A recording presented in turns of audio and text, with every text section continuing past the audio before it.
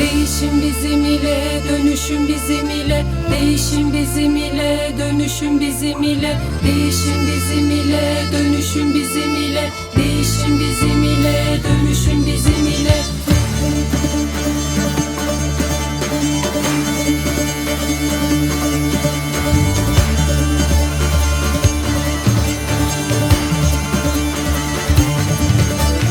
Eken biçen üreten biz kadınlar hep varız. Tüm doğayı koruyan biz kadınlar hep varız. Her canlıyı savunan biz kadınlar hep varız.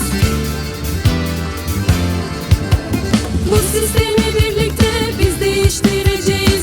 Özgürlük tohumunu yeniden ekeceğiz. Geleceği biz kadınlar güzelleştireceğiz.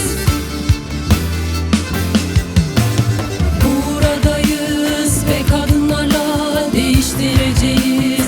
Buradayız ve kadınlarla değiştireceğiz.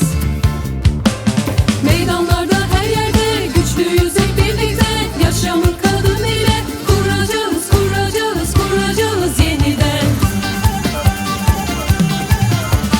Meydanlarda her yerde güçlüyüz hep birlikte. Yaşamı kadın ile kuracağız, kuracağız, kuracağız yeniden.